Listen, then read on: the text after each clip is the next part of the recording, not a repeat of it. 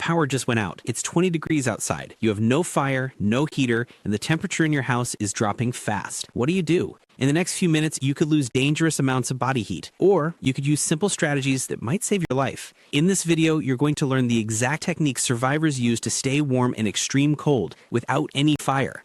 Whether you're stuck at home during a blackout, stranded in your car, or lost in the wilderness, these strategies work anywhere. Stay until the end because we'll reveal the #1 mistake people make that actually makes them colder. Welcome to Crisis Horizon, where we prepare you for the unexpected.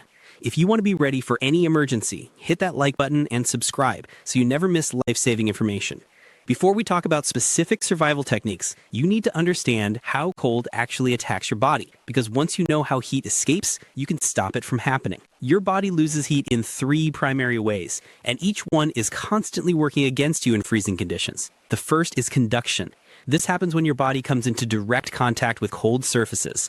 Sit on frozen ground or a cold car seat, and you'll feel your warmth drain away within minutes. The cold surface literally pulls heat out of your body through direct contact. The solution is simple but critical. Always place an insulating barrier between yourself and any cold surface. A blanket, cushion, pile of leaves, or even spare clothing can make the difference between maintaining your body temperature and developing hypothermia. The second heat thief is convection. This is when moving air carries warmth away from your body. Even indoors, a slight draft from a window can make a room feel significantly colder. Wind is especially dangerous because it constantly replaces the thin layer of warm air your body creates around itself with fresh, cold air. Blocking air movement by sealing windows and doors or wearing wind-resistant fabrics is essential to minimizing this type of heat loss. The third way you lose heat is through radiation. Your body naturally emits heat in all directions, like a light bulb radiates light. This warmth escapes into the environment unless you trap or reflect it back towards you. This is why materials like shiny emergency blankets work so well. They reflect up to 90% of your radiated body heat back towards you, keeping that precious warmth close. Understanding these 3 mechanisms gives you power. You're not just randomly trying to stay warm, you're systematically blocking contact with cold surfaces, sealing off moving air, and reflecting your own body heat back to yourself. Now, your body is essentially a furnace. It generates heat constantly through metabolic processes. But like any furnace, it needs fuel. In cold conditions, your body burns through calories at an accelerated rate, trying to maintain its core temperature. This is why high-calorie snacks like peanut butter, nuts, and chocolate are absolute lifesavers in freezing situations. You need to keep that internal furnace stoked. Hydration is equally critical. Most people don't realize that dehydration makes it harder for your body to regulate temperature. When you're dehydrated, your blood volume decreases, making it harder for your body to circulate warm blood to your extremities. Drink warm liquids if possible, not scalding hot but comfortably warm, to help maintain internal warmth while staying hydrated. There's a warning sign you need to know about. When you're cold, your body starts shivering. This is actually good. Shivering is your body's way of generating heat through rapid muscle contractions. But if you're extremely cold and you stop shivering while still feeling freezing, that's a red flag. It means your body is running out of energy to generate heat, and you're entering dangerous hypothermia territory. Now let's talk about the universal principles that apply no matter where you are. The first and most important is layering.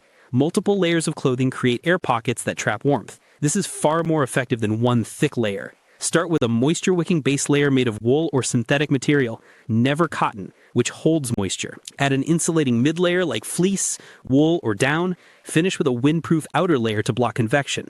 But don't stop at clothing. Layer your environment too. Hang blankets over cold walls or windows. You can even pitch a tent inside your home to create a smaller, more manageable warm space. Controlled movement is another key principle. Gentle physical activity helps circulate blood and generate heat. Stretching, subtle exercises, flexing your muscles, these all help. But here's the critical part. Avoid sweating at all costs. Moisture in your clothes accelerates heat loss through evaporation. In extreme cold, sweat can be deadly. Move just enough to stay warm and keep blood flowing, but don't overexert yourself. Finally, never underestimate the power of your mindset. Panic wastes energy and leads to poor decisions.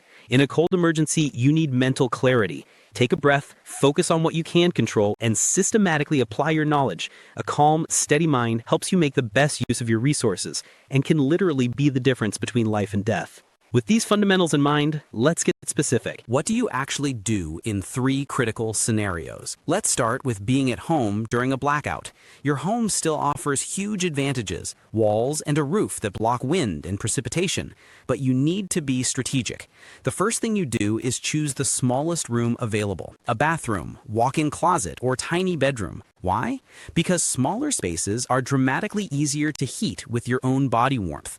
A large room requires far more energy to warm up, energy your body can't produce indefinitely. Once you've chosen your room, seal it. Use towels, blankets, or spare fabric to block drafts around doors and windows. Even tiny gaps let in cold air that steals your warmth through convection. If you have bubble wrap, tape it to windows. The air pockets provide excellent insulation. Hang heavy curtains or blankets over windows to create another barrier against heat loss. Inside your chosen room, wear layers even though you're indoors. Start with a snug thermal base layer, add an insulating layer like a sweater or fleece, and top it off with a loose outer layer to trap warm air. Pay special attention to your extremities. Your head, hands, and feet lose heat rapidly. Thick socks, a warm hat, and even gloves indoors might seem excessive, but they're necessary when the heater is off. Up to 40% of your body heat can escape through your head if it's uncovered. Create what I call a warm cocoon. Seal off all unused rooms in your house. You're not heating them anyway. Bring mattresses, cushions, and all your blankets into your chosen room. If you have a camping tent, set it up indoors. This creates an additional insulation layer and a much smaller space for your body heat to warm.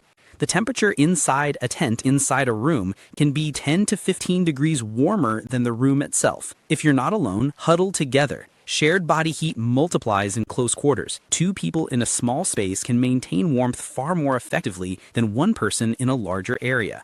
Here's a DIY technique that works if you can safely use your stove or gas range. Heat water and pour it into bottles. Plastic water bottles or glass bottles work fine. Wrap these in towels to prevent burns and use them as makeshift radiators. Place them at your feet, against your torso, or wherever you need warmth. They'll stay warm for hours. If you have partial power and a microwave, fill a sock with dry rice or beans, tie it off, and microwave it for a quick heat pack. Even short bursts of concentrated warmth can boost morale and help maintain body temperature. At night, here's a trick that looks strange but works incredibly well. Take reflective mylar blankets, those shiny emergency blankets, and tape them to walls or even the ceiling with the reflective side facing into the room. They push your radiated body heat back toward you instead of letting it escape through walls. You can also wrap yourself in them, though be aware they don't breathe well, so condensation can be an issue if you're in them for extended periods. Now, let's talk about being trapped in your car during extreme cold. A car provides shelter from wind and precipitation, but it's essentially a metal box that conducts cold incredibly well. Without heat, it becomes an icebox fast. Your first priority is sealing your environment. Use floor mats, spare clothing, blankets, or towels to cover windows. Tape them up if you have tape in your car. This stops convective heat loss and adds insulation. If you have a reflective sun visor, flip it so the shiny side faces inward to reflect your body heat back at you. Stuff any gaps in doors with socks, rags, newspapers, or plastic bags. Every sealed gap keeps cold air out and warm air in. Next, insulate yourself from the car's cold surfaces. Car seats and floors drain body heat through conduction incredibly fast. Place jackets, extra clothes, or seat cushions between you and the seat. Line the floor with newspapers or bubble wrap if you have them. Never sit or lie directly on cold metal or plastic. Now, about running the engine for heat. This is risky. Carbon monoxide poisoning is a real danger, especially if your exhaust pipe is blocked by snow. Many people have died this way. If you absolutely must run the engine, do it only briefly and crack a window for ventilation, but understand this defeats the purpose because you're letting in cold air. Check your exhaust pipe regularly to make sure it's clear. It's often better to not run the engine at all and focus on other heat retention strategies. Chemical hand warmers are invaluable in a car. Activate them and tuck them into socks, gloves, or under your armpits near major blood vessels. They provide hours of warmth and are specifically designed for this purpose. If you have a thermos with warm liquid, sip it slowly to maintain internal warmth. If your engine is still somewhat warm from driving, you can, very carefully, fill a bottle with warm water from the radiator overflow, but only if you know what you're doing and won't burn yourself.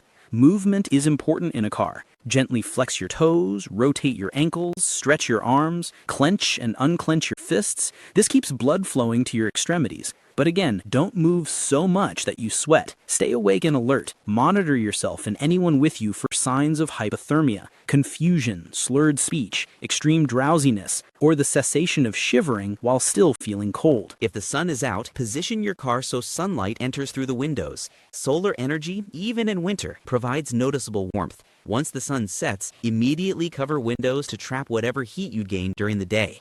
Now for the ultimate test, wilderness survival without fire.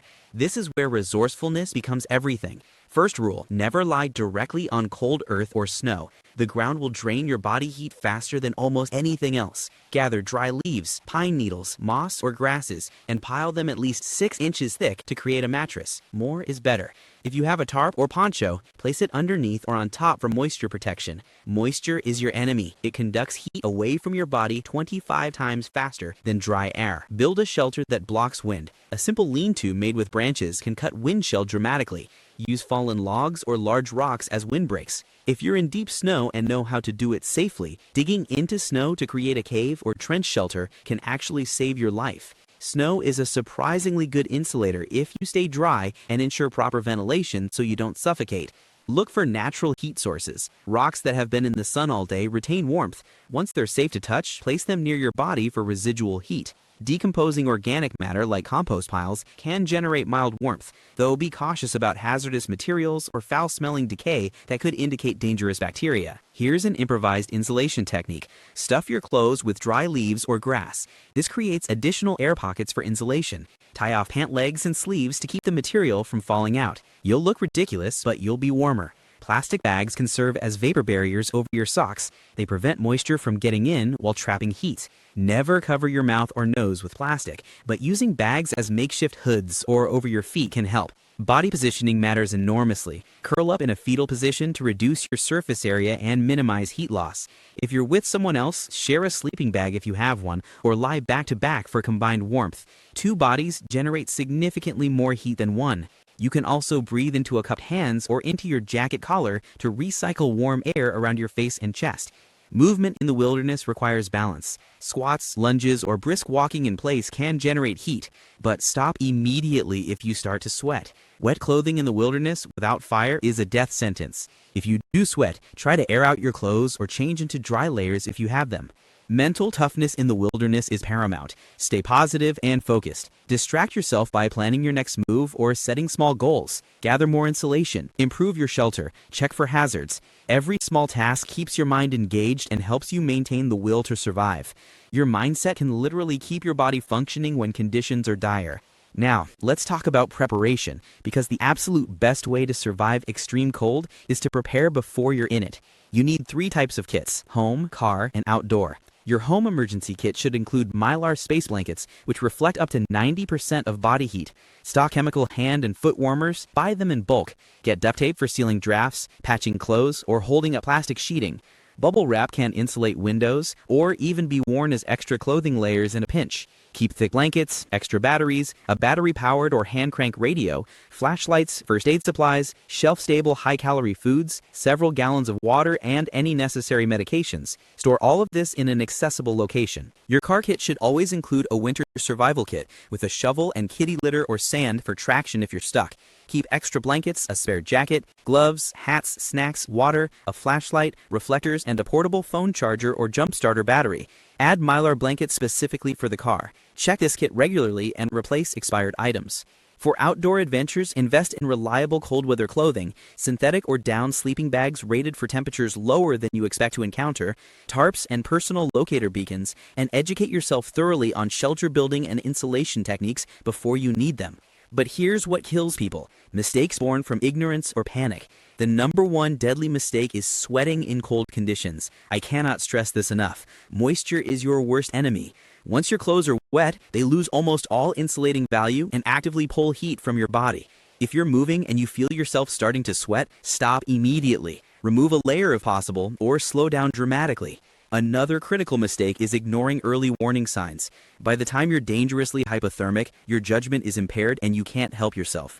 Watch for intense shivering, then sudden cessation of shivering, confusion, clumsiness, slurred speech, or extreme drowsiness. If you or someone with you shows these signs, take immediate action to warm up. People also waste precious energy on panic. In a cold emergency, panic makes you move erratically, sweat, make poor decisions, and burn through your body's fuel reserves. Take a breath. Force yourself to think systematically. Prioritize stopping heat loss first. Seal drafts, add layers, insulate from the ground. Then look for ways to generate or preserve warmth. Efficiency and methodical action save lives. Finally, people forget that their body needs fuel and water. You can't generate heat if you're dehydrated or starving. Even if you're not hungry, eat high-calorie foods regularly. Drink water even if you're not thirsty. Your body is working overtime in the cold, and it needs resources. The survivor's mindset comes down to this: calmness and focus multiply your survival chances exponentially. When you're cold, scared, and uncomfortable, your brain wants to panic. Resist that urge. Slow down your breathing, assess your situation clearly, make a plan, and execute it step by step. Prioritize your actions logically. Stop heat loss first. This is always the priority. Seal drafts, add insulation, protect yourself from wind and ground cold. Only after you've stopped the bleeding, so to speak, do you focus on generating warmth through movement or improvised heat sources. Use every resource creatively. Nothing is useless in an emergency. Newspapers become insulation. Plastic bags become vapor barriers. Leaves become mattresses. Duct tape fixes 1,000 problems. Your car's floor mats become window covers.